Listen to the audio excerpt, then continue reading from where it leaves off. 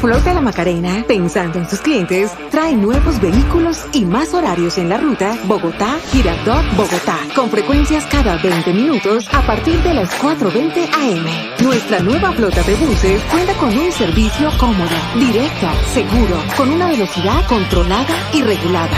Además, encontrarán servicios adicionales como Wi-Fi, televisión Full HD, aire acondicionado, toma corrientes y sillas móviles de fácil acceso para personas con capacidad reducida. Las sillas cumplen con estándares de seguridad y confort. Flota La Macarena S.A. Mucho más de lo que usted se imagina.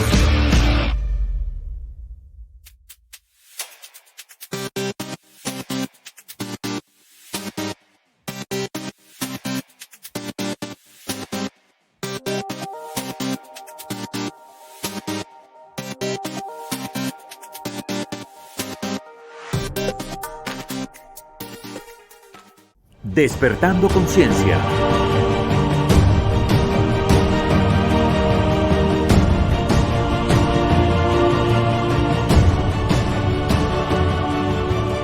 Con Rocío Adriana Páez.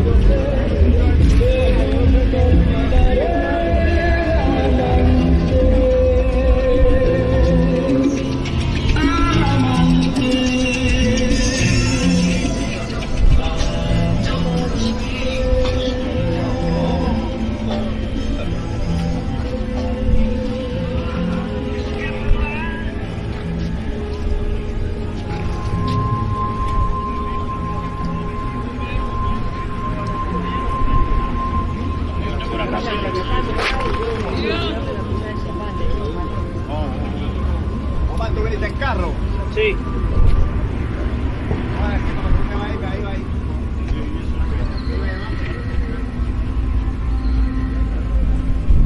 Traigo la camarita un poco escondida, pero sí se alcanza a ver.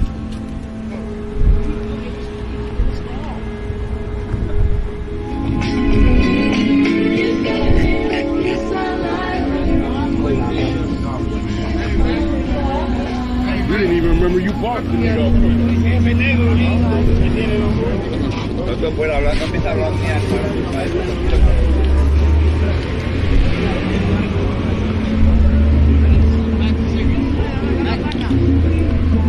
Bueno, vamos para el otro lado.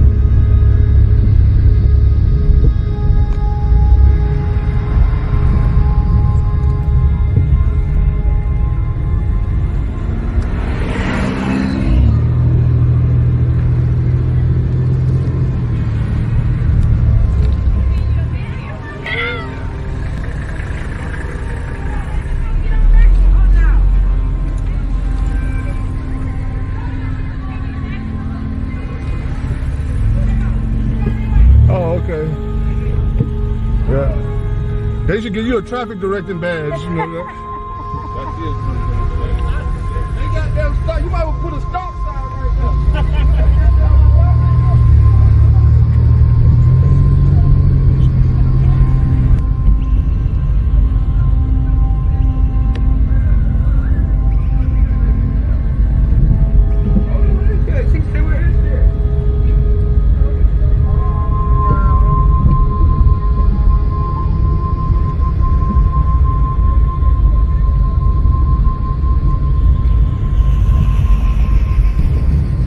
Hola, muy buenos días, muy buenas tardes, muy buenas noches. Ustedes estaban viendo hace unos minutos unas imágenes y quiero que en este momento, cuando el chat ya está activado en esto que es Despertando Conciencia, me empiecen a contar qué sienten cuando vieron estas imágenes.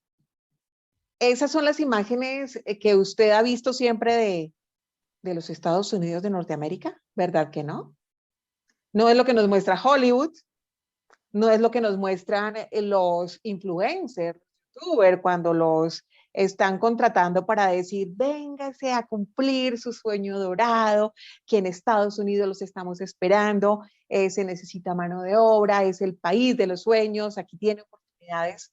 ¿Verdad que cuando usted ve esas imágenes dice, me puedo transportar a otra ciudad, a otro país, menos a los Estados Unidos? Porque no es lo que vemos en televisión, no lo vemos en Netflix, no lo vemos en las películas, no lo vemos en ningún escenario. Y lo mismo pasa con Canadá. ¿Recuerdan ustedes que hace poco hicimos un especial sobre el señor Trudeau, ¿no? Y con sus normas tan dictatoriales que estaba haciendo contra los camioneros, etcétera. Y les decía yo que lo mismo pasa con Canadá. Nos muestran un escenario de ensueño, pero cuando usted llega a Canadá se encuentra con un escenario muy distinto. ¿Y por qué les he compartido estas imágenes? Para que empiecen a aterrizar un poquito, para que empiecen a descubrir la otra cara de esa Norteamérica que nunca nos cuentan, sobre todo aquellos que vivimos en estos países latinoamericanos, centroamericanos, y que uno siempre los ve como ese gran sueño americano, ese gran sueño dorado, y uno no se alcanza a imaginar que calles, ciudades como las que les acabo de mostrar en el video, existen en estos lugares, porque uno dice, eso puede pasar en Colombia, puede pasar en Brasil, puede pasar en Argentina, puede pasar en México, pero en Estados Unidos, pues sí, esas son las noticias que les tengo. Esa es la otra cara, la cara B, la cara oculta de los Estados Unidos de Norteamérica. ¿Y por qué les he enseñado estas imágenes? Porque hoy vamos a hablar con este numeral, Esclavos Unidos. Ese es el numeral que el día de hoy vamos a estar manejando y que espero que ustedes empiecen a interactuar en este momento con nosotros en el chat.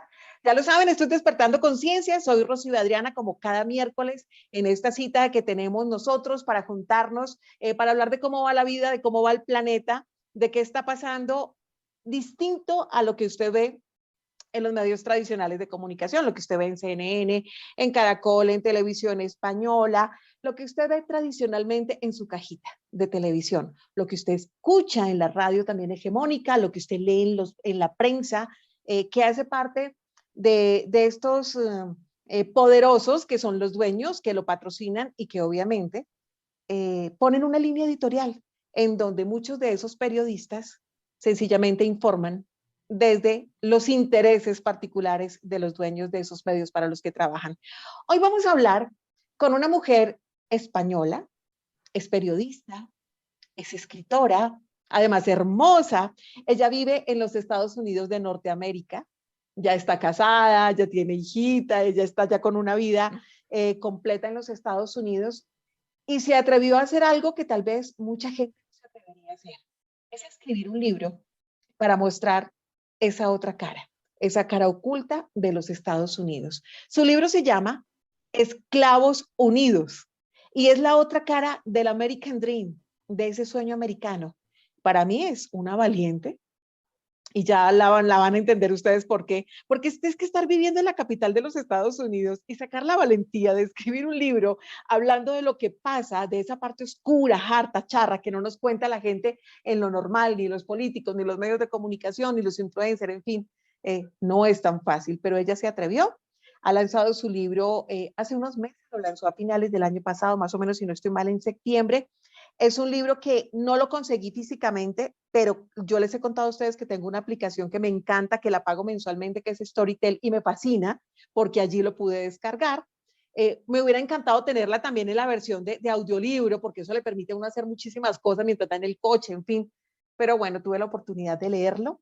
Me atrapó desde la página 1 y por eso hice todo para contactarla, gracias a nuestro amigo Javi, porque hizo ese contacto maravilloso, otro colega periodista, y la tenemos hoy con nosotros para que nos cuente de qué se trata estos esclavos unidos, para que usted descubra esa otra parte. Pues Elena, bienvenida, Elena Villar, periodista, escritora, autora del libro Esclavos Unidos, muy, muy, muy bienvenida a nuestro espacio. Hola, Rocío. Muchísimas gracias por tenerme en tu programa. Pues yo feliz para hablar de esas cosas que nos encanta a nosotros escudriñar como buenas periodistas, ¿no? Que no nos quedamos con esa información superficial. Hablemos precisamente, Elena, en este momento, de cómo ese sueño americano que muchos han perseguido por años y que seguramente hoy nos están viendo, nos están escuchando y están diciendo, pero ¿cómo me están diciendo eso? Me están botando un baldado de agua fría. Nosotros no queremos que usted cambie su forma de pensar ni sus decisiones.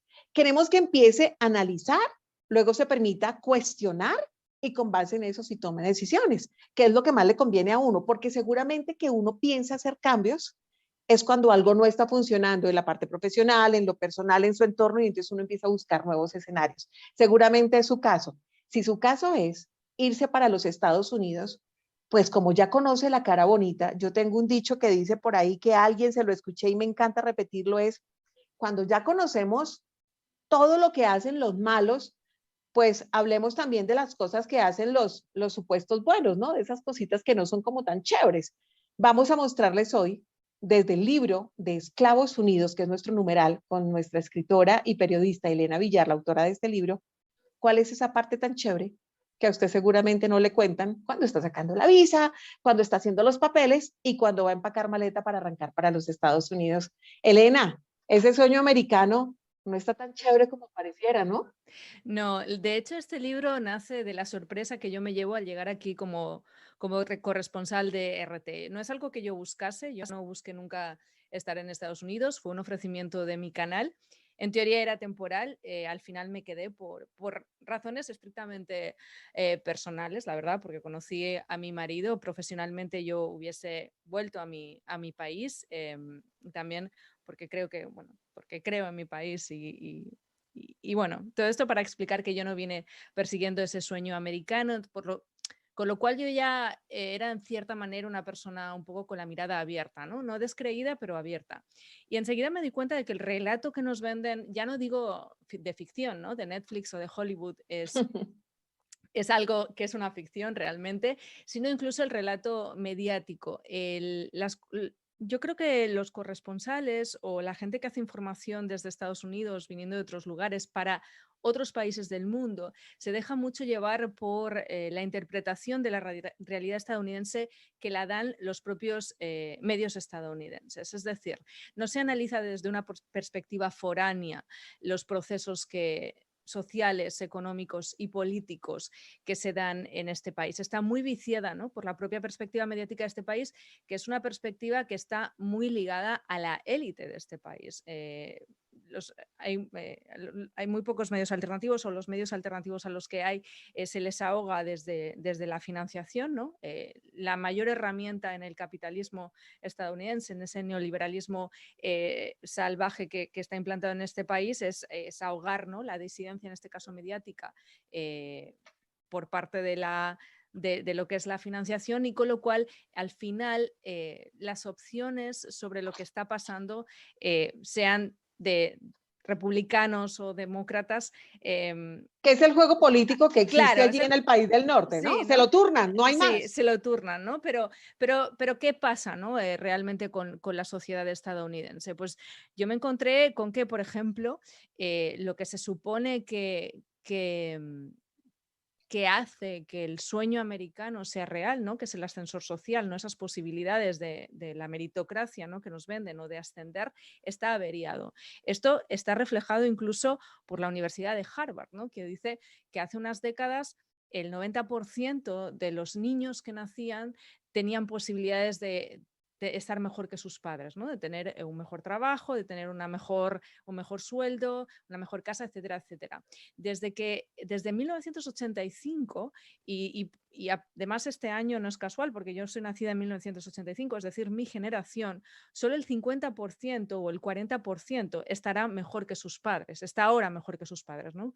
Como si dijéramos esas parejas más o menos jóvenes, ¿no? Que están haciendo su vida. Y este ascensor, o sea, esa curva va en descenso. Quiero decir, la gente que es más joven que yo todavía tiene menos oportunidades de estar mejor que sus padres. Cuando ese ascensor está averiado, eso quiere decir que ese sueño americano realmente no existe, ¿no? Porque no se va a mejor, sino que se va a peor. Todo esto también se ve en otro tipo de cifras, ¿no? En cómo desde la última crisis, no esta del coronavirus, etcétera, etcétera, sino la anterior, el 1% o el 5% de los más ricos en Estados Unidos se volvieron inmensamente mucho más ricos y la clase trabajadora mucho más pobre, ¿no? En unas décadas, en lo que es la repartición de la riqueza como país, lo único que se ha hecho mediante diferentes mecanismos es que vaya hacia arriba, ¿no? Y que los de abajo cada vez tengan menos. Es la frase que usted utiliza de Martin Luther King de el Socialismo para ¿no? ricos, claro. Esto ni siquiera lo digo yo, eso ya lo apuntaba Martin Luther King, ¿no? Que en paz descanse. El socialismo para ricos. En este país es muy fácil ser rico. De hecho, te premian por ser rico. Desde el Social Score, Credit Social Score, que es el nivel crediticio que te ponen a la hora de acceder a préstamos, que te premian, ¿no? Si eres rico puedes acceder a más dinero y te dan más dinero, y si eres pobre puedes acceder a menos dinero o directamente no puedes acceder a dinero, con lo cual todo te cuesta muchísimo más, ¿no? Es como si estuviera todo completamente invertido, hasta el tema de las escuelas, ¿no? De la educación pública, que cada vez hay a ver, pongo como ejemplo la educación porque a mí me parece uno de los pilares fundamentales a la hora de crecer como persona. Si no tienes determinada educación, no vas a poder acceder a determinados trabajos y por lo tanto no vas a poder mejorar en la vida, ¿no? Y si no... Hablemos exactamente, Elena, de ese escenario, porque es que el libro, desde que usted lo toma, y se los estoy sugiriendo, y creo que ya a mis oyentes se los había sugerido en 2 programas anteriores, recuerdan ustedes que se los sugerí, les dije, este libro hay que leerlo, y a esta mujer la tenemos que tener para que nos cuente su historia.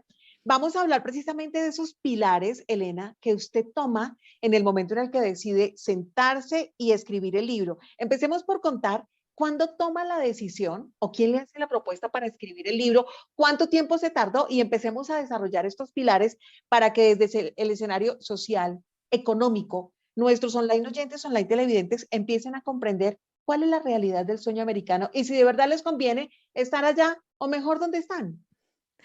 La propuesta en sí no nace de mí misma. Siempre como periodistas, la verdad, tenemos ese run, ¿no? De escribir un libro y de hacer una obra sobre nuestro trabajo, ¿no? Porque además parece... yo siempre he sido muy crítica con eso porque parece que hasta que no escribes un libro no eres un periodista serio, ¿no? Y cuando hacer reportajes, ser corresponsal y documentales es una tarea, si se hace bien, de muchísimo trabajo, ¿no? Pero al parecer, hasta que no escribes un libro, como que hay gente, ¿no? Sobre todo de la academia, etcétera, etcétera, que parece que no toma en serio el periodismo que se hace. Pero sí que es cierto que la idea de escribir un libro sobre Estados Unidos vino de mi editor, del director de la colección, que se puso en contacto conmigo y me dijo, mira, Elena, es Pascual Serrano, un periodista muy importante en España, y me dijo, Elena, sigo tu trabajo en RT, tus reportajes, etcétera, etcétera, y he pensado que me gustaría que escribieras un libro sobre Estados Unidos para mi colección. Fue así de amplio, no me dijo exactamente sobre qué, pero bueno, hablando, bueno, sí, pues sobre la realidad social, política, que no nos cuentan, ¿no? Y tengo que decir que sí que es verdad que esta propuesta me vino en el peor momento de mi vida, puede ser, porque yo estaba embarazada de 7 meses y medio. Ay, Entonces, Dios. claro, entonces yo decía, bueno, y de mi primera hija, entonces yo decía, yo no sé lo que es tener un bebé, y por supuesto no sabía lo que era tener un bebé, porque si no, no sé si hubiera dicho que sí. Pero bueno, finalmente se produjo, y también es cierto que yo diría que como el 80% o el 75% de los temas que se tocan ahí están ligados a trabajos, ¿no? A reportajes que yo ya había hecho con RT, con lo cual la investigación de muchos de estos temas yo ya la tenía hecha, no era que tuviera que empezar de cero. Lo más difícil, de hecho, a la hora de hacer este libro fue pensar y estructurar, ¿no? ¿Qué cuento? ¿Cómo lo cuento? Para que la gente no se pierda, pero a la vez sepa que esto es un todo, ¿no? ¿Cómo compartimento esta realidad? Pero para que al final quede claro que es que todo está interconectado, ¿no? Que la educación está conectada con la sanidad, que la sanidad está conectado con cómo funciona el Congreso de los Estados Unidos, que el Congreso de los Estados Unidos conecta con ese nivel de desigualdad, porque ese nivel de desigualdad está conectado con la corporatocracia, etcétera, etcétera, ¿no? Cómo podía hilar todo esto sin que fuera muy enrevesado y a la vez yo no quería perder el tema humano. Como periodista, yo no soy académica, ¿no? Yo soy periodista y para mí lo que es más importante son los testimonios, los protagonistas, la gente, no yo. Entonces yo quería incorporar en la obra los testimonios de los llamados esclavos, ¿no? Eso al principio a Pascual, que sí que es más él es periodista, pero es periodista de escrito, ¿no? Y estos libros se supone que son más bien ensayo, le chocó un poco, ¿no? Pero bueno, yo fui un poco cabezota y al final me dijo, tenías razón, ellos tenían que estar, ¿no? Porque es ponerle voz y dar voz a los que nunca salen en los medios de comunicación y son los que realmente con sus vidas explican y ponen cara a esas cifras, ¿no? y a esas argumentaciones que tú haces. Entonces, eso es un poco para, bueno, explicarte el origen del libro, ¿no? y lo que más difícil fue. ¿Y cuánto se llevó? ¿Qué tiempo se llevó Elena escribiendo este libro? Porque es que además Sí. no es solamente el libro que a uno se le antoja, se le ocurre, sino cuando ustedes tengan la oportunidad de leerlo, y espero que lo hagan de manera muy juiciosa para entender este tema a profundidad, es que está completamente argumentado. Y cuando está argumentado es cuando uno dice, caramba, se tuvo que llevar un buen tiempo importante Elena para poderlo realizar. Lo que es escribir, la verdad es que a mí no me cuesta nada escribir. Lo que es escribir, escribirlo en sí, fue 1 año y medio. Yo quería haberlo hecho en menos incluso. Lo que pasa que sí que es cierto que cuando di a luz hubo meses que no podía dedicarle al libro. Como digo, mucha investigación y muchas entrevistas yo ya las tenía hechas, ¿no? Porque, o sea, en realidad esto es un reflejo de 4 años de trabajo, aunque luego al escribirlo fuese durante 1 año y medio, ¿no? Pero, y la verdad yo lo quería haber tenido para las elecciones estadounidenses, las presidenciales, pero fue imposible. Pero luego porque yo creo que uno de los dramas y a los que se ha caído en los últimos años y que yo me di cuenta estando aquí cuando llegué a Estados Unidos fue el ligar todo lo malo de Estados Unidos a Donald Trump, ¿no? Parecía que es que esto es Trump, es que esto es Trump. Y Trump solo era como así decirlo, el síntoma más visible de una enfermedad, ¿no? El síntoma del sistema, ¿no? Todo el mundo decía, es que que se ha Trump malo, tejido es que por Trump, años en los Estados claro, Unidos. es que Trump malo, es que Trump esto, es Así que es. la inmigración, es que mira cómo trata, las mismas dinámicas están desde siempre, ¿no? Y es lo que yo trato de Pero lo decir. paradójico, Elena, precisamente, ya que toca este tema de la Sí. migración, en este gobierno del señor Biden con la señora Kamala, es donde se ha creado más cifras de Sí. cerrarle la puerta a los migrantes, después, a pesar de que lo prometieron en campaña y decían, no, vamos a hacer el Donald Trump, pues resulta que resultaron peores que el mismo Donald Trump, o por lo menos de la imagen que hablaban. O es como lo que ahora está pasando con el presidente de Rusia. Ahora pareciera que todo lo que pasa en el planeta es culpa Claro. del señor Putin. El tema de la inmigración, yo creo que es uno de los que nos da más recursos y más fáciles para poner en cara la hipocresía demócrata, ¿no? Joe Biden llegó a la presidencia, una de las cosas, Joe Biden llegó a la presidencia por sus promesas, claramente, Así ¿no? es. Y por y por lo que sucedió por el coronavirus, ¿no? La gestión, etcétera, etcétera. Los primeros meses de coronavirus hasta que esto más o menos se reencarriló, que no se ha reencarrilado, ¿no? Pero por así decirlo, básicamente él llegó a la presidencia con una serie de promesas en un momento de estallido estallido social en este país y algunas de las grandes promesas eran relativas a inmigración, ¿no? Naturalización en X años, los Dreamers, parar las exportaciones, las deportaciones, etcétera, etcétera. No ha cumplido ni una de sus promesas, ni una en materia migratoria. Es más, el nivel de repudio, violencia, etcétera, etcétera, desarrollado contra según qué migrantes. Por ejemplo, se me viene a la cabeza el tema de los haitianos. Yo creo que todo el mundo vio esas imágenes, ¿no? de la policía, los guardias fronterizos montados a caballo, prácticamente con latigazos a los inmigrantes haitianos. Ese tipo de imágenes ni siquiera las vimos durante la era El Trump. gobierno de Donald Trump. Claro, así es. Trump era más del muro, ¿no? Y esto es algo que además se repite, ¿no? Con anterioridad. Obama fue el deportator in chief, ¿no? Como le dicen, el mayor deportador de migrantes. Y cuando Mucho más que salió Bush. acabó con lo de los pies descalzos, acabó con el tema de Cuba. O sea, es que a veces la gente solamente se nutre del ruido que se hace cuando se quiere atacar a alguien, ¿no? Pero se complica mucho irse al fondo de la realidad, de verdad. Entonces, una cosa es el mensaje y otra es la realidad. Los republicanos sí son más del muro, ¿no? Y de decir claramente que están en contra de la inmigración ilegal, etcétera, etcétera. Los demócratas son más disimulados. Lo que hacen los demócratas muy, muy bien es desarrollar aunque en este caso, por ejemplo, Biden paró el muro, él lo que no ha hecho es tirar el muro ya hecho, ¿no? Lo ha dejado, ¿no? Lo que hacen es desarrollar el sistema de vigilancia en frontera, un sistema muchísimo más sofisticado, ¿no? Por ejemplo, hemos visto esos robots, no sé si los habéis visto, esos robots que son perros, que los van a desplegar De hecho, en China están funcionando ahorita muchísimo con el tema de la pandemia. Sí. Etcétera. Entonces, ellos lo que hacen es desarrollar un sistema muchísimo más avanzado de vigilancia contra la inmigración ilegal y, por supuesto, seguir deportando. Las cifras de deportación en la era Biden han subido con respecto y a la las de Donald excusa, Trump. Elena, la excusa fue el tema del COVID.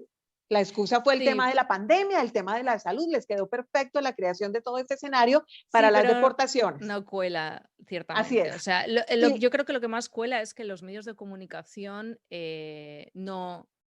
o sea, la agenda setting de los medios de comunicación, es decir, los grititos o lo que yo digo, las especies de caen como en crisis morales, ¿no? El pánico moral momentáneo de esta sociedad. De repente se cae en una especie de pánico momentáneo moral sobre algunas cosas que suceden cuando ven X fotografía, ¿no? Como la del niño llorando porque le han separado de su familia en la frontera, o como la que he dicho de los policías montados a caballo dándole a los haitianos, pero a la semana eso ha decaído y eso sigue sucediendo, ¿no? Los juicios masivos en frontera, desde la operación Streamline, que es desde hace décadas, ¿no?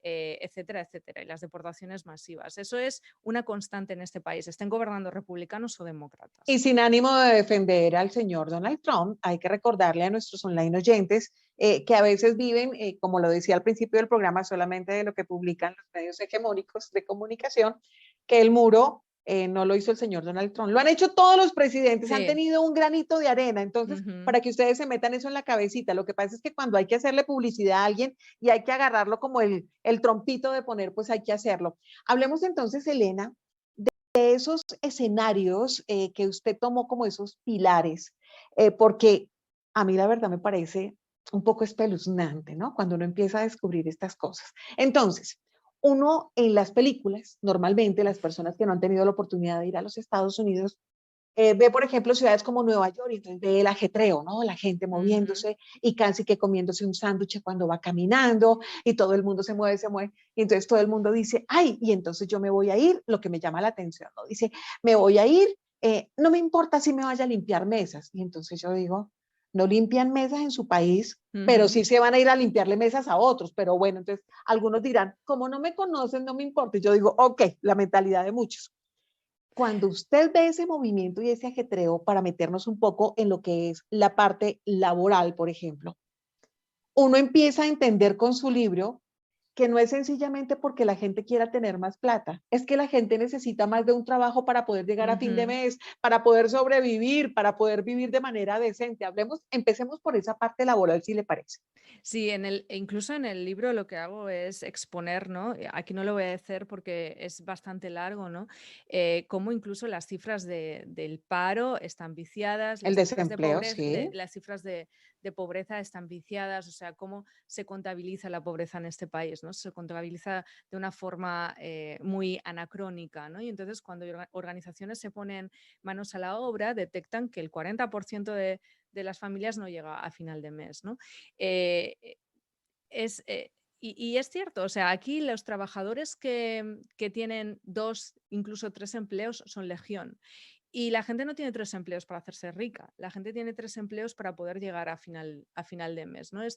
El, Estados Unidos tiene un sistema laboral muy desregulado, ¿no? Entonces, por ejemplo, cuando nos dicen, no sé cuántos estadounidenses han cambiado de empleo, ¿no? O han renunciado a su empleo. Nos llama mucho la atención fuera porque lo tomamos como desde otras dinámicas, ¿no? En realidad aquí lo que esto es un gran casino laboral en el que no hay derechos laborales, en el que estás a merced de lo que decida tu empleador y por eso la gente tiene tal movilidad, pero eso no quiere decir que vaya a ser a mejor.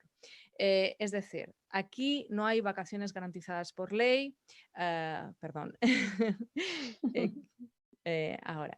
En Estados Unidos no hay vacaciones garantizadas por ley, en Estados Unidos no hay bajas maternales garantizadas por ley, no hay bajas médicas garantizadas por ley, etcétera, etcétera. Todo es lo que te ofrezca tu empleador. Y esto da datos tan chocantes como que un 40% de personas no se van de vacaciones porque simplemente no pueden dejar de trabajar para no cobrar. Entonces, ¿esto qué quiere decir? ¿Que no hay buenos empleos, etcétera, etcétera? Sí, sí que los hay. Porque como digo, esto es un casino laboral y se mueven muchísimas burbujas, con lo cual hay gente que vive muy bien y que jamás va a salir de su burbuja y que ni siquiera sabe cómo vive el resto de las personas. Uno de los factores que a mí, por ejemplo, me preocupa por su intención de exportación al resto es la llamada gig economy, ¿no? Esos, el Uber, etcétera, etcétera, porque eso todavía viene a desregular mucho más el mercado laboral, porque ni siquiera en ese contexto ni siquiera eres trabajador, eres un individual que de vez en cuando hace un servicio y esa empresa se queda X y tú ni siquiera tienes ningún tipo de derecho, ¿no? De derecho O sea, laboral o Elena, de seguro. eso quiere decir que muchas de las personas de las que trabajan allí, de la clase media, normal, Ujú, tradicional en Estados Unidos, ya sea de los propios o de los foráneos, son personas que tienen que ayudarse de este tipo de economía colaborativa o ujú. informal como el Uber para poder también llegar a fin de mes, sobrevivir. Sí, y de hecho, bueno, me hablabas de los inmigrantes, esto está más que teorizado y en todos los estudios sale y bueno, ya lo vemos con la mortalidad bueno, de COVID o de lo que sea, de los sectores poblacionales más precarios son los migrantes, eso en primer lugar, y en segundo lugar las mujeres solteras, ¿no? Em, o sea, las madres solteras, es decir, las mujeres que tienen que alimentar a hijos y que no tienen ningún tipo de ayuda. Lo que vengo a decir con esto es que además de ser un mercado completamente desregulado en el que no hay un sistema que más o menos te proteja y en el que además no hay tampoco ningún sistema de sindicatos fuerte, es decir, se calcula que es un 10% creo de la población que está sindicalizada, aunque hay que decir que ahora se está viendo un reavivamiento del sindicalismo en este país, un poco para intentar, porque la gente quiere intentar de alguna manera mejorar su situación, aunque ya veremos qué sucede, porque aquí también el tema de los sindicatos está muy, muy viciado, me podría extender en eso. Lo que quiero decir es que no hay ningún tipo de regulación, pero es que además el colchón social, es decir, lo que el Estado te puede proveer en un momento de caída, es decir, de pérdida de trabajo o de que necesites X, es prácticamente inexistente, ¿no? Entonces, te puedes quedar en la calle así. No es como, no sé, en otros países donde hay un estado del bienestar, yo vengo de Europa, ¿no? Eh, sí que es verdad que en ciertos momentos puedes recurrir a ayudas estatales, ¿no? Para intentar volver a empezar. Aquí hay ayudas, pero son no son tan extendidas, son muy burocráticas, penalizan mucho al que las pide. Y bueno, y en ese sentido, luego también está el tema, hablabas de los pilares, nos estamos yendo siempre por las ramas si no vamos a esos pilares. Yo empiezo el libro hablando de los pilares que sustentan la desigualdad, y esos pilares son la educación, la sanidad y la casa, o sea, y la Así es, vivienda, la porque a mí me vivienda. parece que son las 3 cosas más importantes que un ser humano necesita para poder vivir y desarrollarse, ¿no? Porque precisamente, Elena, al inicio del programa, cuando les compartí un video con distintos escenarios de distintas ciudades de los Estados Unidos, de esos sitios en donde uno dice, no creo que sea Estados Unidos, uno se encuentra con muchos como cambuches, como con muchos camping en las calles, y uno dice, ¿cómo la gente sobrevive allí? O sea, ¿por qué les toca? Porque el nivel de pobreza es tal. Ujú. Aquí te puedes quedar sin casa. Primero, ahora mismo hay una burbuja inmobiliaria enorme, que esto le quieren decir que es por la crisis del coronavirus, pero como explico en el libro, es previa. Hay que decir que en este país, que se supone que es el país de los datos, ¿no? Y de la información, por ejemplo, desconocemos el número oficial de desahucios que hay. Hay estimaciones que realizan los propios abogados o ONGs, etcétera, ¿no? Hay un laboratorio de cálculo de desahucios, pero como digo, es de una universidad, ¿no? Y se basa un poco en su conteo, porque cada estado, cada población tiene su propio sistema y algunos no tienen sistema. Entonces, por ejemplo, yo en España estamos acostumbrados a cada mes saber cuántos desahucios se han hecho, ¿no? Oficialmente. En este país no se sabe, ¿no? Pero los expertos y la gente que sabe y que trabaja con desahuciados cada día venían alertando de que el número de desahucios previos a esta crisis del coronavirus, ¿no? Era superior a la crisis de la llamada crisis de la vivienda, ¿no? Con O esto, sea, a la gente la sacan de su escenario donde vive, sí, sencillamente porque no pudo pagar. claro, hay que decir que, por ejemplo, otro de los datos que se desconocen oficialmente es el número de personas que mueren por no acceder a la sanidad, ¿no? Aquí no hay sanidad universal.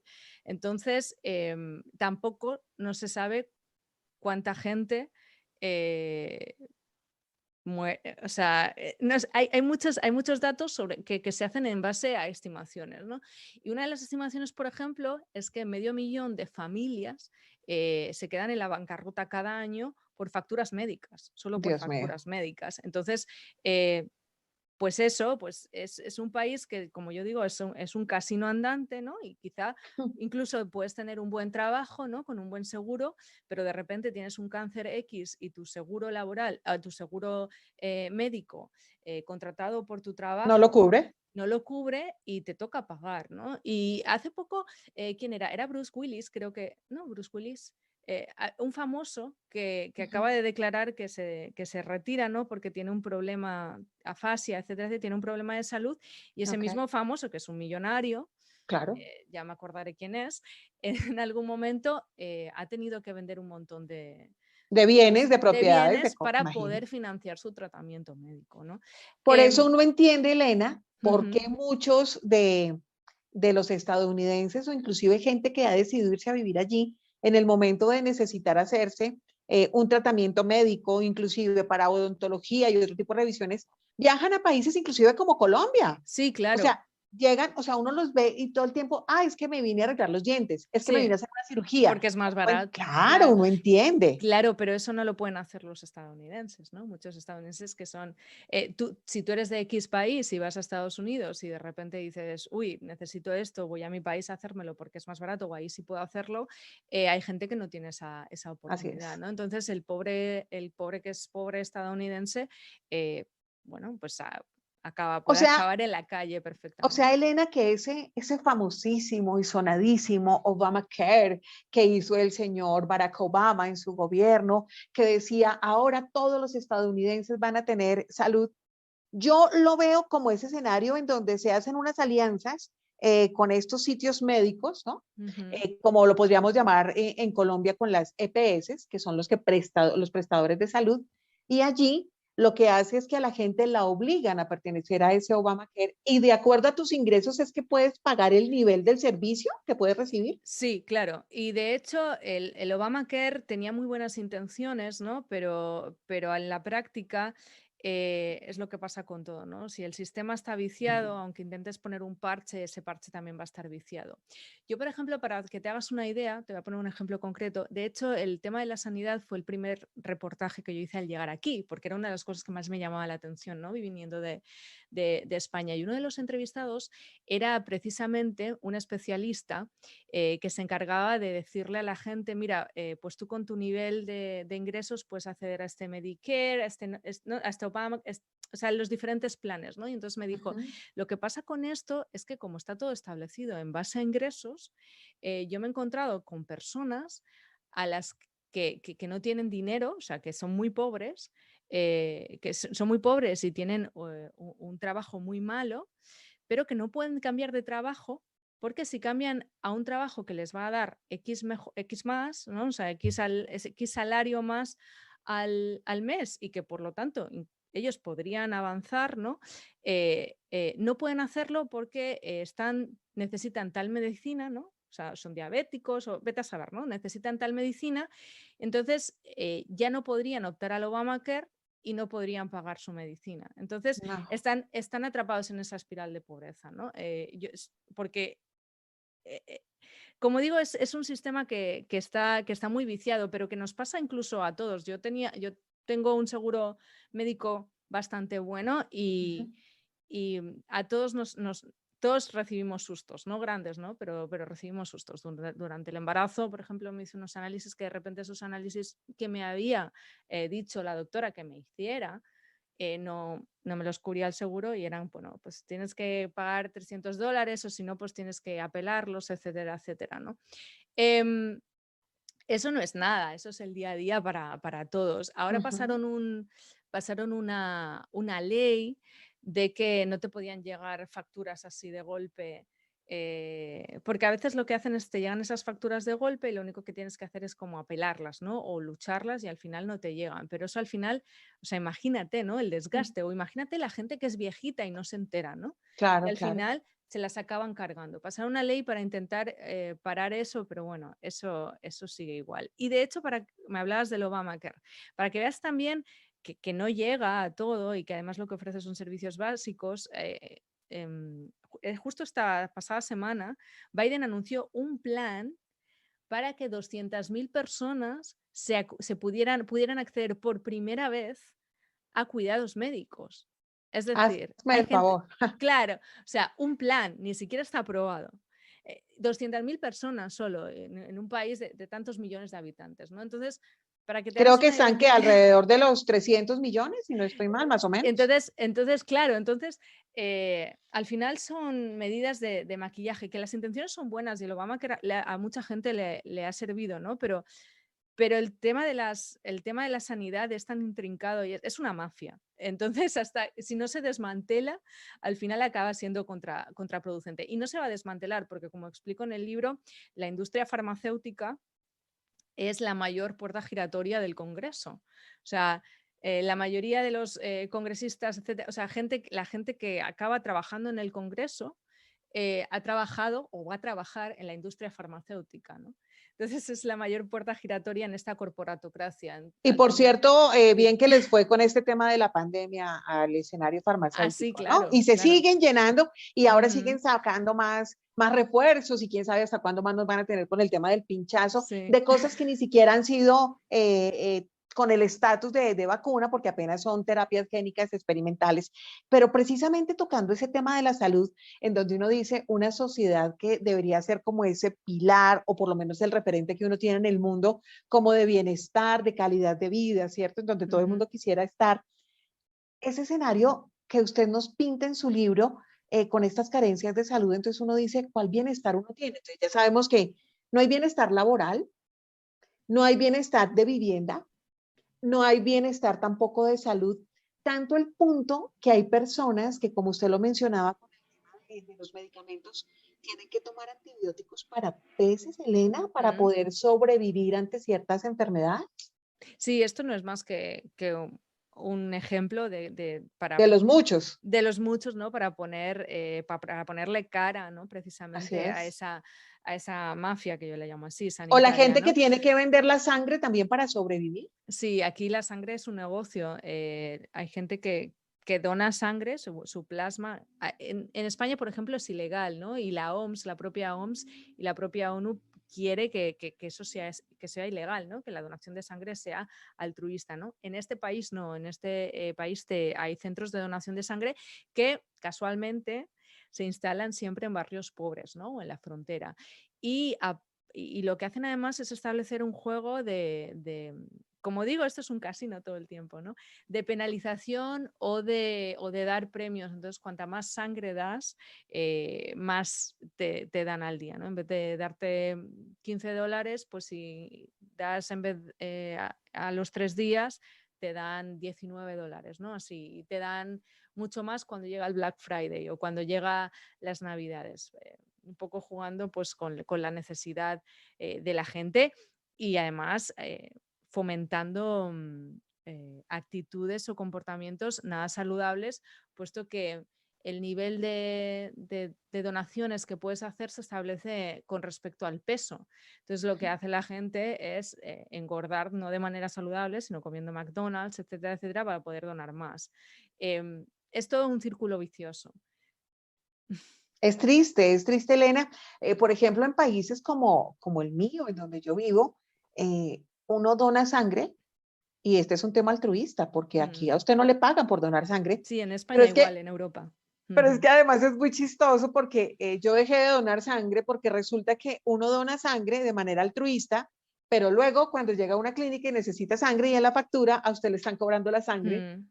Entonces uno dice, ah, yo la dono de manera altruista, Bueno, yo pero allá entiendo. los señores sí la venden. Claro, yo entiendo también que hay que cubrir los costos de transporte, etcétera, etcétera, ¿no? O sea, eso más o menos, pero una cosa es eso y otra cosa Que lo vuelvan negocio, es ¿no? claro, es que haya empresas, ¿no? Que incluso pueden cotizar en bolsa, etcétera, etcétera, Así que estén es. haciendo un negocio de la sangre y en este caso de los más pobres, ¿no? Porque los ricos no van a ponerse a dar sangre porque les den $15. La gente que no tiene, realmente necesita ese dinero. Hablemos de ese escenario, pues es que es un escenario demasiado gris tirando a muy oscuro el que nos pinta este numeral que hoy estamos manejando para los que acaban de llegar en nuestra sintonía, numeral Esclavos Unidos. Empiezan a entender por qué el título del libro de Elena, empiezan a entender por qué el esclavos, que la cosa no es tan chévere como nos la pintan. Hablemos precisamente de esa parte que mucha gente también esconde y es el tema de las adicciones, porque también yo lo que entiendo en sus páginas es cómo poder, no para excusarlos, pero como muchas personas seguramente que terminan en estas adicciones, en las drogas, por tratar de llevar una vida más manejable en medio de las Ujú. preocupaciones, del hambre, de la angustia y de las carencias. Hablemos de ese escenario que usted también toca en su libro Esclavos Unidos, Elena, sobre el tema de las adicciones allí. Estados Unidos es conocido mundialmente por su excepcionalismo, ¿no? Por eso que se nos Ujú. venden que es como una especie de construcción política de país, etcétera, superior, ¿no? Y que todo el mundo debería intentar llegar a ese ideal. Pero lo que de verdad es cierto es que Estados Unidos es excepcional en muchas cosas y no para lo bueno. Y una de ellas es ese grado de personas en adicción es el grado de lo que se ha teorizado y se llama como muertes de la desesperación. Las muertes de la desesperación son los suicidios, las muertes derivadas del alcoholismo, las muertes derivadas por la sobredosis de drogas, ¿no? Y en este caso Estados Unidos está a la cabeza, ¿no? A la cabeza del mundo desarrollado. El tema de las adicciones es brutal. Yo doy números en ese que son muy alarmantes. No sé si era, por ejemplo, en 2014, cada 15 minutos o algo así nacía un niño en este país con síndrome de abstinencia Ujú. por opiáceos, es decir, de madre adicta. Em, Eso se dice muy pronto, ¿no? Pero eso da cuenta, ¿no? de lo extendido que está. Es como, hablo del Soma, ¿no? Del mundo feliz de Huxley, ¿no? De esa Así es. novela, y en Estados Unidos es real. Em, fomentado a través de las instituciones y de esas farmacéuticas, ¿no? y de la compra de las voluntades de los doctores, pero también por fruto de la desesperación más absoluta, ¿no? Como, no solo eso, no solo como por los opiáceos, sino también pues, por el uso del fentanilo, del alcohol, etcétera, etcétera. Y eso no es más que un síntoma de que la gente necesita sobrellevar de alguna manera el sistema, ¿no? Así es. Y se agarran a lo que pueden. Y eso lo vemos en todos los Sí, estratos, ¿no? No solamente la sí, gente más humilde, porque usted ve que sí. consumen en todos los niveles Sí, sociales. sí, sí, eso es en todos los niveles sociales. Sí que es cierto que al final suelen acabar, pues suelen más haber un nivel de mortandad superior, de mortalidad superior en los estratos más bajos, pues por el tema de que no se pueden tratar, ¿no? Y de Ujú. que, etcétera, y en los otros. Pero sí que es cierto que está en todos y en todas las capas, y eso sí que es verdad que no distingue de blancos, afroamericanos, latinos, etcétera, etcétera. Incluso lo que sí es verdad que hablo en el libro es cómo esta crisis de opiáceos que se llamó fue Ujú. bastante mediatizada, no solo por el fenómeno en sí, sino porque acabó em, afectando a los blancos mucho más, ¿no? Y entonces era como, ¿qué pasa, no? Y entonces una de las cosas que se vio es que esta desesperación general, ¿no? No poder agarrarse a una vida mejor, ¿no? O prosperar, afectó en muchísima más manera, o sea, de una manera mucho más crítica a sectores de la población blancos que no estaban acostumbrados, ¿no? A ser ellos los que estaban afectados por la pobreza, ¿no? Sobre todo esa parte del interior de Estados Unidos que tenían fábricas, que tenían minas, que etcétera, etcétera, y que producto de la globalización, ¿no? Y de la externalización, etcétera, etcétera, se ha ido destruyendo, ¿no? Entonces, eran personas, ¿no? Que esto se puede ver en muchísimas, no solo obras, películas, documentales, etcétera, sino incluso en ficciones, pero eso es real.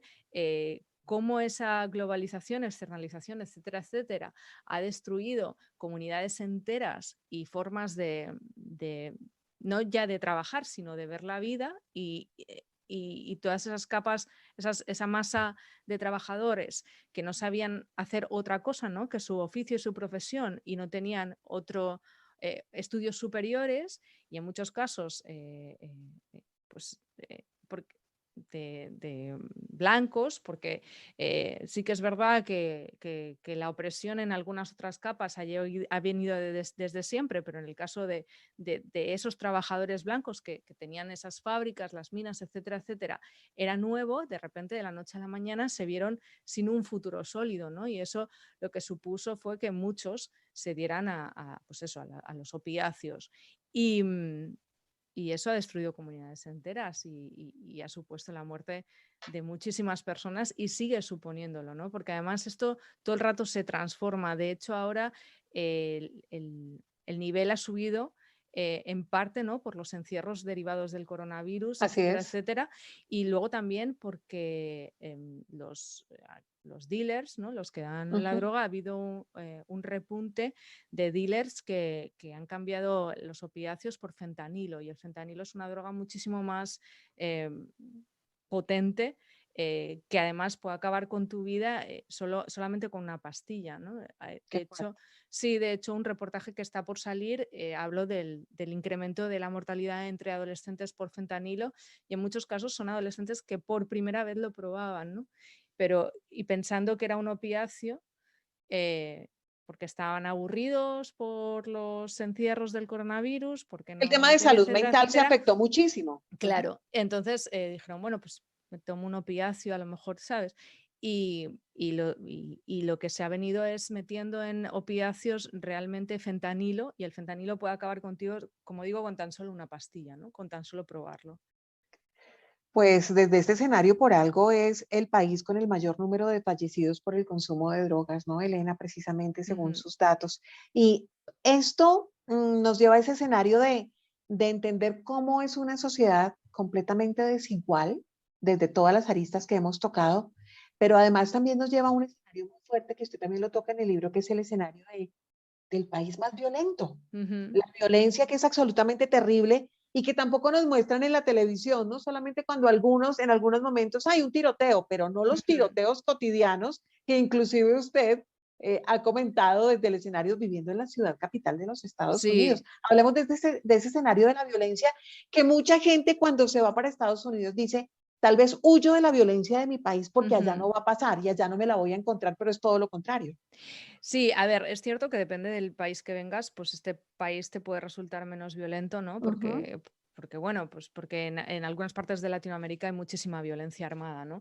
Si se viene de Europa, esto parece un mundo aparte, ¿no? Parece extraterrestre. Esto fue, de hecho, una de las cosas que más me chocó a mí, escuchar tiroteos desde mi casa. Yo jamás en mi vida podría haber pensado que iba a escuchar tiroteos en mi casa. Ahora está un Yo poco te más puedo tranquilo. decir, Elena, que Sí. por ejemplo, desde el caso personal, desde el caso mío, Ujú, que soy colombiana, ha sido también mucha la estigmatización que han hecho, tal vez como en forma de caricatura, lo que han vuelto de Colombia.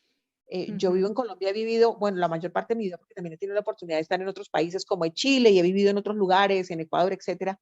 Eh, este es un país que lo venden como violento, pues porque sí, hemos tenido guerrilla, el narcotráfico, pero en ciertas zonas que son como las zonas más aisladas, más rurales, pero lo que es en las ciudades y eso, uno tampoco escucha los tiroteos, dependiendo también del sector donde uno viva. No es como lo mostraban en esa película de Señor y Señora Will con esta mujer, Angelina Jolie, que ujú. mostraban como las gallinas corriendo y decían, pero en Colombia, ¿cómo viven? O sea, a los que nos están viendo que no son colombianos, Colombia no es así como se la vende, ni tampoco es tan violenta, ni tampoco es como la pinta. Bueno, Colombia lo que tiene es una violencia muy focalizada, ¿no? Sí, Es sí, muy violento, pero es muy focalizada y es por otros motivos, ¿no? así En es. Estados Unidos, al final, la violencia estadounidense no es más que uno de los síntomas del capitalismo y la desigualdad que se encuentra en todos lados, ¿no? Y sobre todo en las grandes ciudades. Entonces, en una ciudad como Washington, que es la capital, hay barrios, eh, pero bueno, tiroteos pasan en casi en todos lados, pero hay barrios Ujú. donde hay muchísima violencia y muchísimos tiroteos. Yo vivo en un barrio eh, más o menos de esos. Em, e- es cierto que... O sea, qué fuerte para Sí, usted, Elena, para su familia. O sea, queda uno sí, como en shock. sí, bueno, pues porque, pues porque el tema de la vivienda, queríamos comprar una casa y yo no, o sea, no puedo permitirme una casa Claro.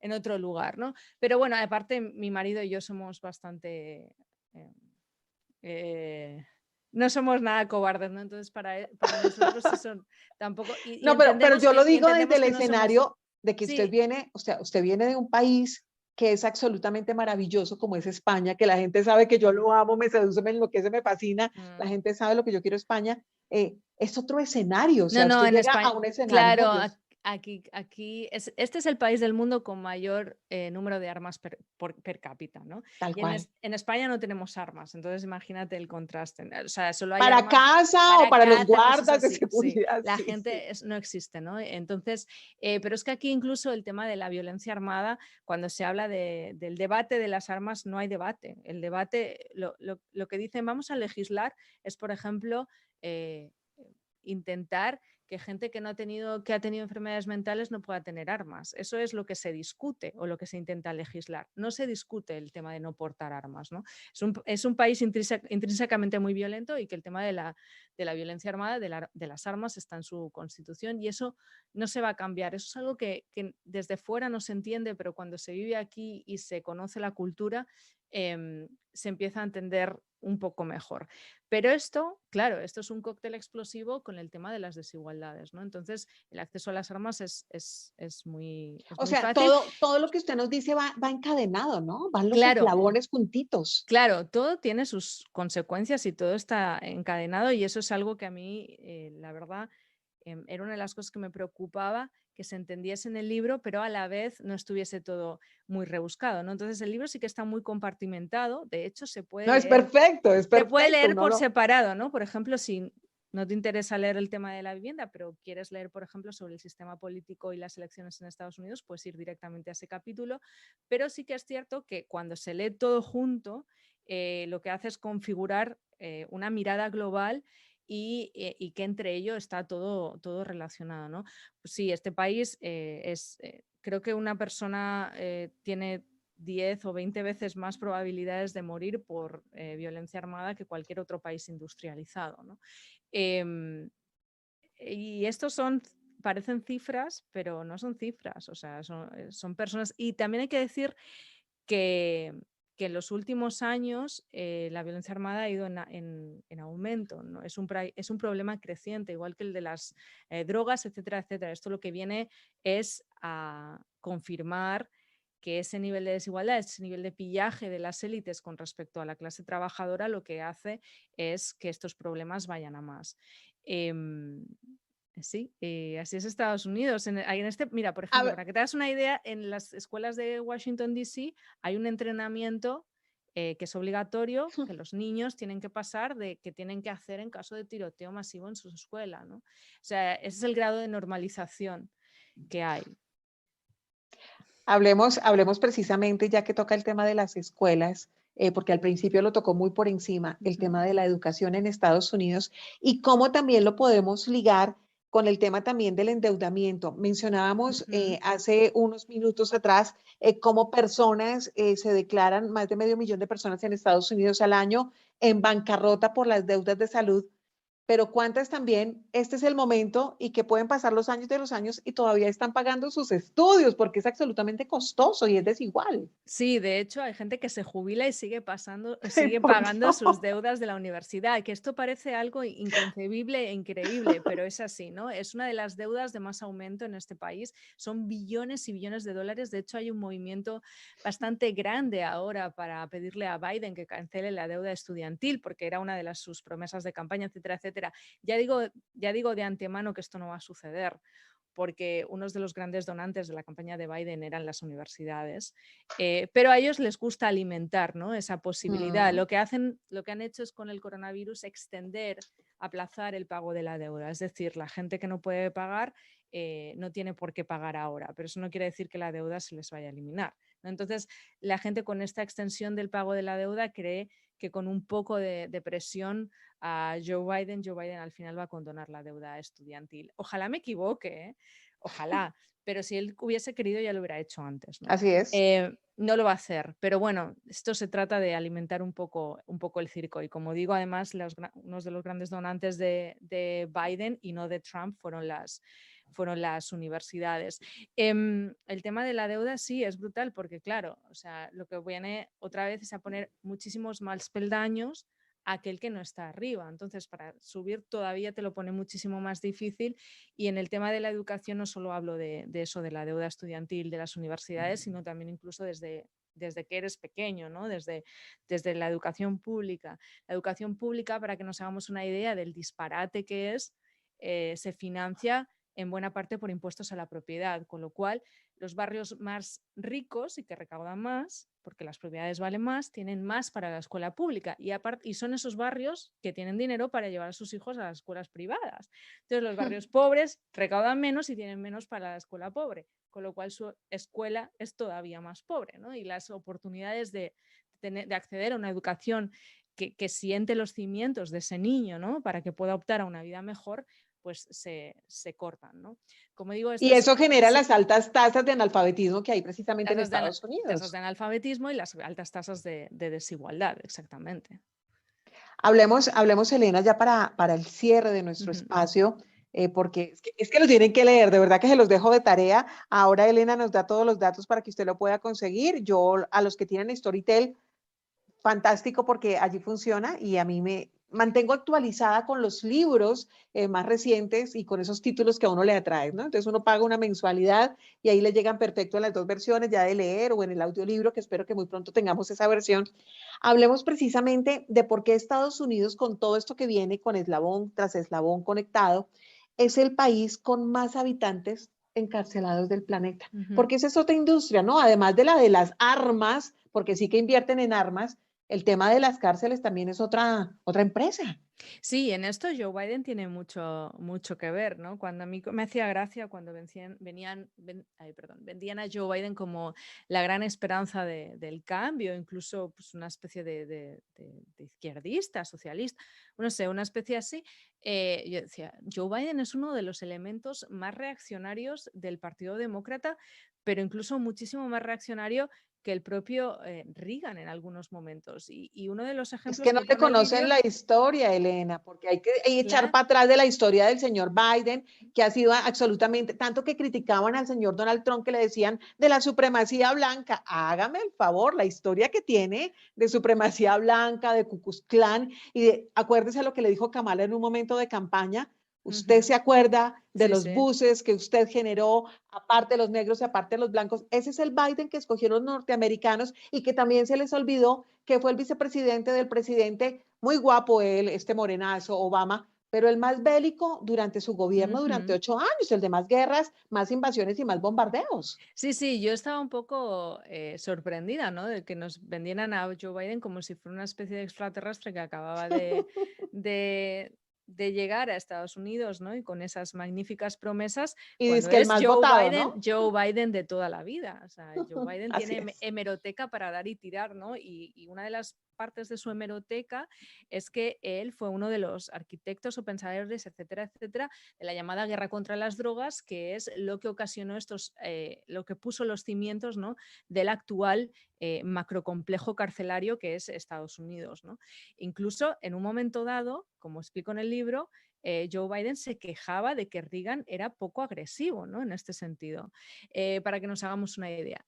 Todo esto son las antípodas de lo que es ahora lo que supone que Estados Unidos sea la mayor cárcel del planeta. Es de lejos el país de este planeta, el país de la libertad, que más ciudadanos tiene entre rejas, privados de libertad, no solo a nivel total, sino también a nivel porcentual, ¿no?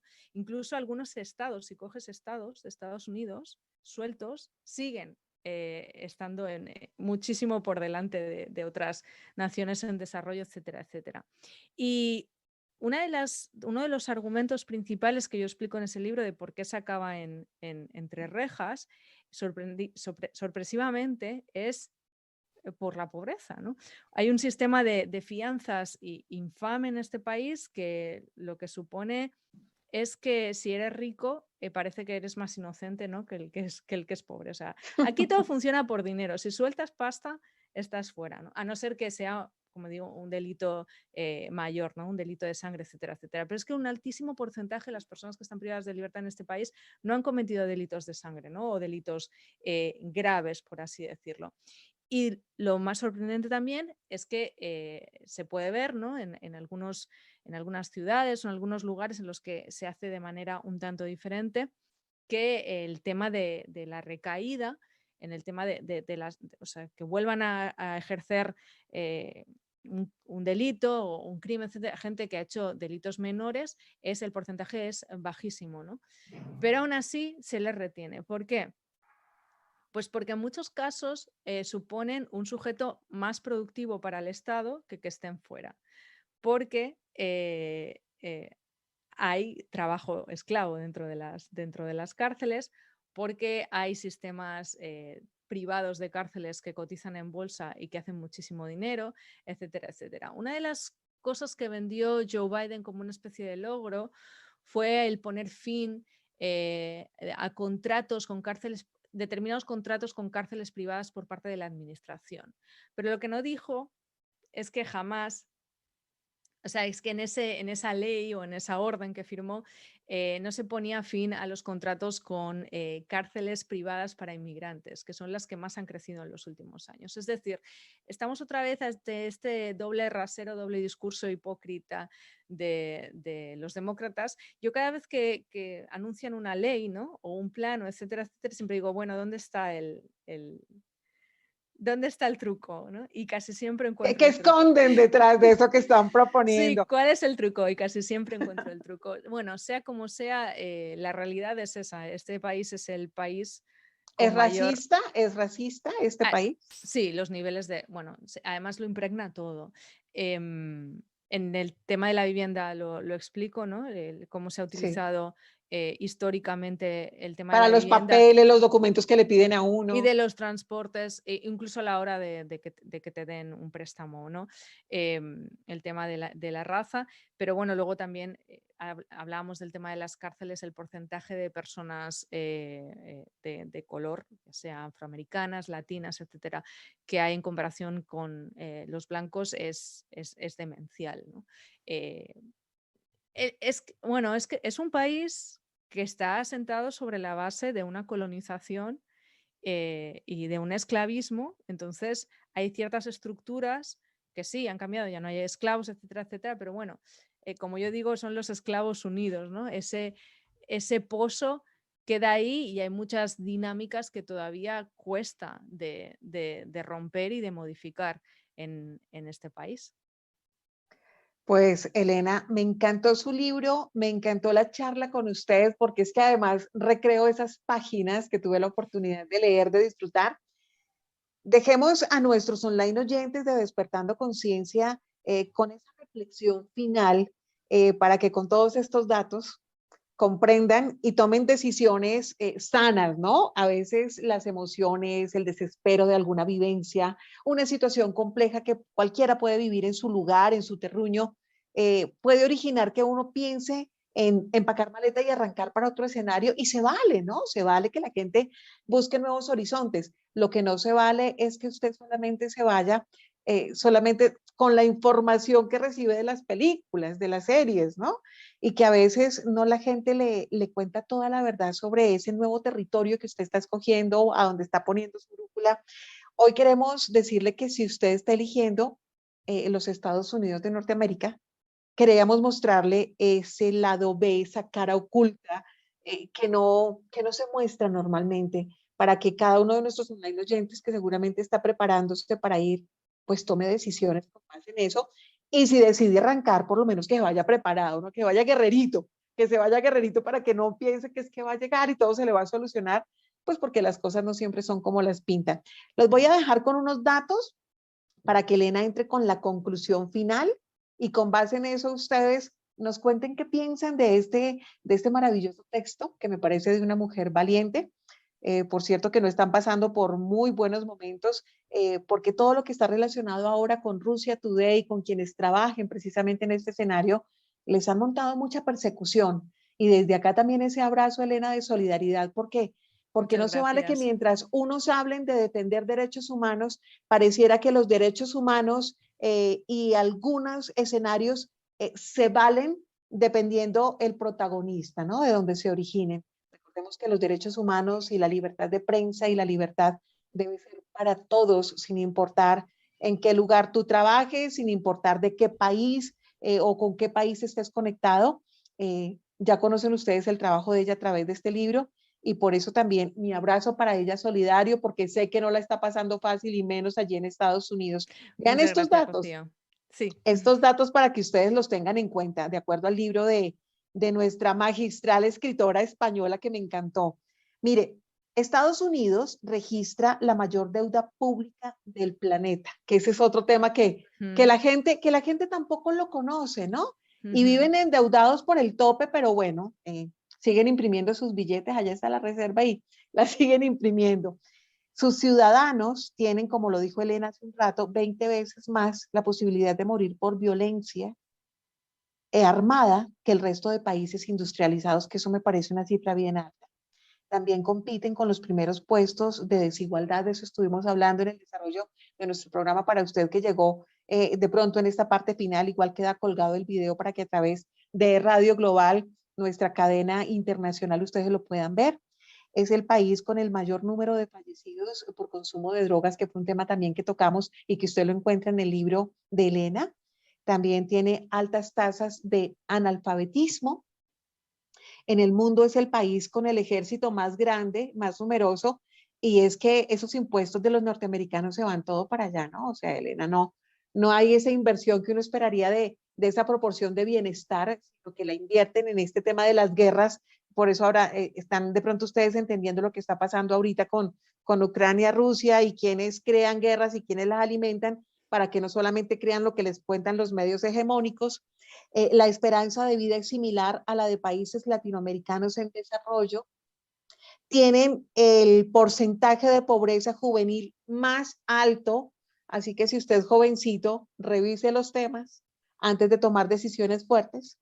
Estados Unidos es el país con los habitantes encarcelados, el mayor número de habitantes encarcelados del planeta, como lo tocamos al final de nuestra entrevista. Y es el país, como ya les decía, con la mayor cantidad de armas en el mundo. Por eso tanta violencia, por eso tanta droga, por eso tanta enfermedad mental también que se está presentando, no solo por casos de pandemia, sino que todo viene conectado. Elena, su conclusión y la invitación para que los online oyentes compren el libro, ¿en dónde lo pueden conseguir? Pues el libro está publicado por la editorial ACAL, está publicado físicamente por la editorial en España, en México, y también se ha publicado en Venezuela. Se va a publicar el año que viene en Cuba, ese acuerdo ya está cerrado, pero se puede encontrar en todo el mundo. Se puede encontrar a través online, a través de grandes plataformas, incluso como Amazon. Yo tengo parte de un capítulo criticando a Amazon, aún así el libro se vende en Amazon, porque no podemos escapar, ¿no?, de este capitalismo global.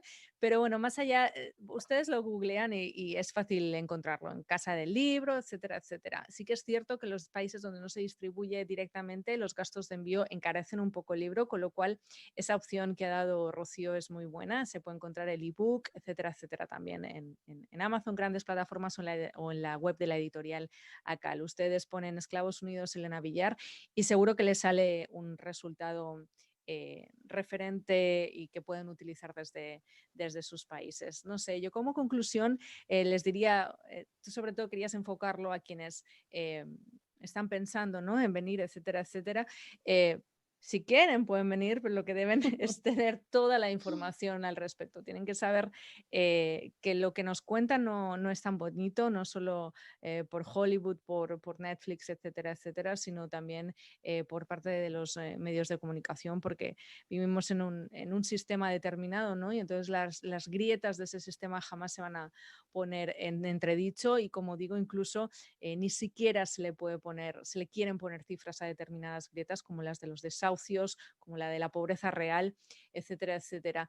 Yo les invito a leerlo, a descubrir esa cara más, no está oculta, es la otra cara. De hecho, una de las discusiones primeras que tuve con mi editor, ¿no?, me dijo, ¿por qué no pones la cara oculta del American Dream? Y le dije, porque no está oculta, está muy visible. O sea, es poner un pie en este país y darse una vuelta por las calles de determinadas ciudades, etcétera. No es la cara oculta, es la cara B, la otra cara. Es la otra cara, es la cara que no nos quieren mostrar, ¿no? Porque lo que interesa es mostrar, pues eso, el tema de la meritocracia, del ascensor social, etcétera, etcétera.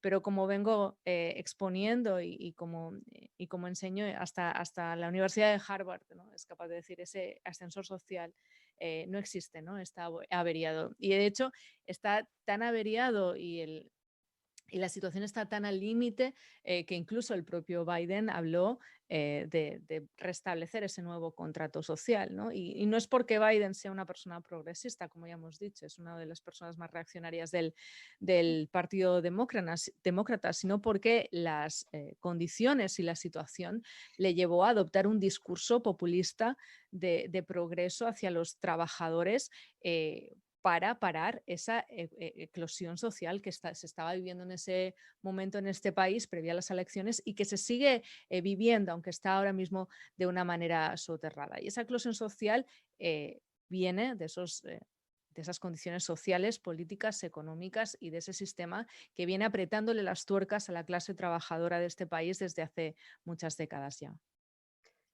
La triste realidad, como lo dice Elena Villar, la cara B del sueño americano, ya lo saben entonces, apuntadísimos, programadísimos para comprar el libro Esclavos Unidos, la otra cara del American Dream, para que usted tome decisiones. Ojalá que pronto acabe este personaje con esa dictadura sanitaria y no obligue a la gente que quiere ir a Estados Unidos de vacaciones o en búsqueda de nuevas oportunidades a estar pinchado. Eso es pura dictadura sanitaria, puro apartheid sanitario. El que no acepta ponerse sus cacunas y sus cosas, pues entonces sencillamente no puede entrar. No, pues qué libertad de país, ¿no? Qué Sí, ejemplo, eso qué también maravilla. estamos, es verdad, estamos con el tema este de las vacunas, etcétera, etcétera, que yo creo que como que nos quieren mantener un poco aislados, ¿no? Entre países e incluso entre sectores dentro de los Tal cual. países y enfrentados mientras se da este cambio global, ¿no? Al que estamos asistiendo. Sí, Pasará un buen rato para que pueda por allá pasar a verla. Le toca primero que venga para acá, porque yo no me pongo esa cosa para irme para allá. Eso sí, olvídelo. Olvídelo, pero Bueno. ahí sí no me vuelvo esclava de ese tema. Esa es Bueno, otra le tengo la esclavitud, ¿no? Bueno, Colombia es muy, muy linda. Yo solo he estado una vez y por muy poco tiempo, así que Pegue te para acá. tomo la Pegue palabra. para acá Sí. y bienvenida siempre, Elena. Aquí no hay censura para la verdad ni para los periodistas reales como usted. Abracito que llegue allí hasta Washington, los Estados Unidos. Cariños para esa familia maravillosa que ha conformado. Ella es Elena Villar, nuestra invitada el día de hoy. Gracias por el tiempo para ese libro, gracias por el tiempo con este programa. Y ustedes ya lo saben, nuestra cita próximo miércoles entre las 8 de la noche, 9 hora Colombia, en esto que es Despertando Conciencia a través de Radio Global, porque seguimos haciendo que las cosas pasen. Estamos conectados Colombia, Canadá, México, Argentina y Pakistán. Ya lo saben, soy Rocío Adriana y les deseo como siempre que vivan la vida que quieren y no la vida que les toca. Chao. Chao, Elena, juiciosa. Chao. Muchísimas gracias. Adiós. Chao.